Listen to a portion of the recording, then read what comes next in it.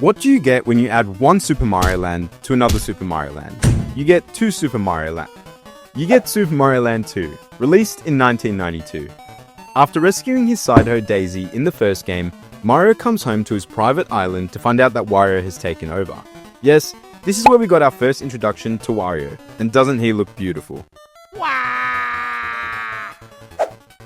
Mario has to collect 6 golden coins in the most random places, like this mechanical turtle.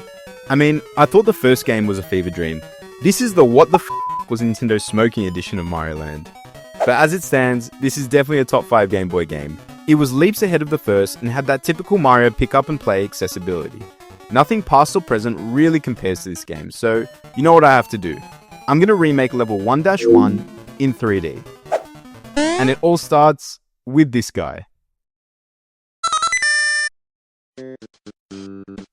This was really going to test my 3D modeling skills, one cube at a time.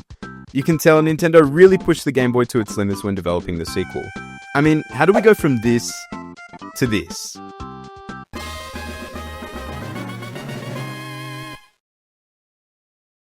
Also, this game is absolutely packed with 2D sprites. And you know what that means. I had to painstakingly reimagine every single one of them in glorious 3D voxel form. A task of soul-crushing repetition. But honestly, it's always worth it, because there's something magical about seeing these flat, monochrome blobs transformed into 3D voxel models. Now Mario can actually feel alive. Kinda. By making a script that activates and deactivates models when needed, Mario can walk, run, jump, crouch, and die.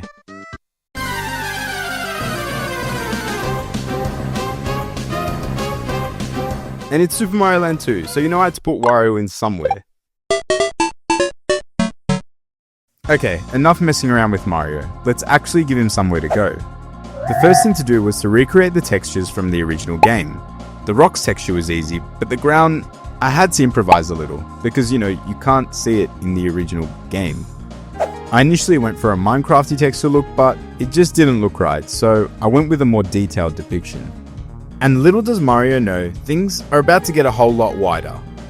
I used these textures to make the base level, and then instead of scaling these up or down to make platforms, I made smaller platforms to go on top, as well as the trees from the original game and some rocks. For the background, the clouds aren't placed as separate objects like other Mario games before it. Instead, they're carved directly into the backdrop itself, almost like a cutout. Business as usual though, I whipped up a rotating sphere, slapped on a double-sided shader and gave it the texture that captures that classic Super Mario Land 2 vibe. Now Mario can relax and enjoy the sunset. And so on this channel, we've been experimenting with game fill. So let's throw on some grass. I started off by making a simple grass model and wanted to see how far I could push this. I initially made the model rotate back and forth, then split these models into 2. I used the sine wave, yep, that wiggly thing from high school math, to sway each blade side to side. It smoothly goes from -1 to 1, and I multiply that by a sway angle to decide how far the grass leans left and right. Fancy curves equals fancy grass. To make it feel alive, each blade starts at a random point on the curve, and the sway angle changes every few seconds, so some blades sway more than others to give it a messy and natural feel, like real grass should be. Then I took this one step further. I added colliders, so when Mario walks through, the grass parts like he's Moses in a tiny green sea. Oh, and I added in some water with a custom shader, cut it into 1-unit sections that make it look like the water's moving. And these hill things. Please let me know in the comments what they're called. I could not find anything on them anywhere. But now it's time to power up this build, with some power-ups and bricks. Just like in the first game, we have 4 blocks. I remade their textures and modeled the 4 first level power-ups and the coin. These mostly act the same as Super Mario Land 1, so I resized Mario to be small, and if the question block has a power-up in it, like a mushroom, he will gain size. He can also have a coin in it. Both will turn into an empty block. The brick block will not break when Mario is small, but if Mario's had something to eat... I think that's the wrong mushroom, Mario. Mamma mia! Then he will be able to break it. Not only by jumping into it, but by spinning around as well. And now the last block is the fiery block, which can be destroyed by fire only. And I don't know why they chose a feather for Mario's Fire Flower state. Maybe due to hardware limitations. Sorry, old Mario.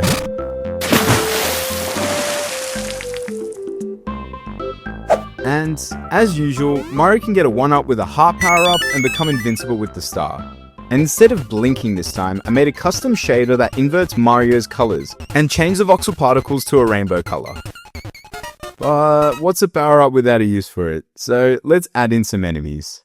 The first level has 4 enemies, so let's break them down. The first enemy was the classic Goomba, which waddles like a Roomba. Is that why they called it that? It walks randomly till it sees Mario. You know the drill. Then we give it wings for a flying version. They both wander aimlessly using raycasts until Mario is within attacking distance, then they increase their speed and follow Mario. Same for our friend Koopa Troopa. Except we can jump on it and its shell can hit other enemies. Nice! Leave it alone for too long and it will come back out of its shell.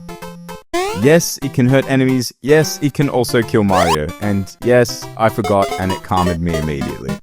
And finally, our chompy boy. The last enemy was the piranha plant, which was simple enough. Pops out of the pipe, bites whatever Italian meat it can find, and then retracts back into its pipe. It's also here where I placed all the pipes. Why do we keep talking about pipes? Anyways, this level was starting to come alive. Really, we only have a few things left to complete. Placing the enemies, coins, and blocks.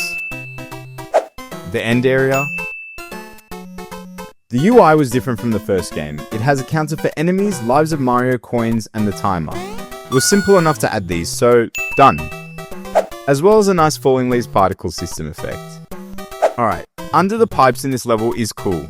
It's just a part of the ground, like that one mole from Banjo-Kazooie dug a little area to stash some coins in. We recreated this throughout the level. Instead of being lazy this time, I made it like the original game so it actually shows in real time Mario going through the pipe. So, both were done. And finally, the bell and ending. There are 2 types of bells in this level. The halfway bell, which signifies that you are halfway through the level, and the full-time bell, which allows you to play a bonus game. Speaking of bonus games, if you want to see me make the bonus game, or the world map for that matter, be sure to give the video some love so I can take this project further. But for now, let's play this thing. And yes, there's probably going to be some shit that I miss whilst coding this, so don't hurt me in the comments, please.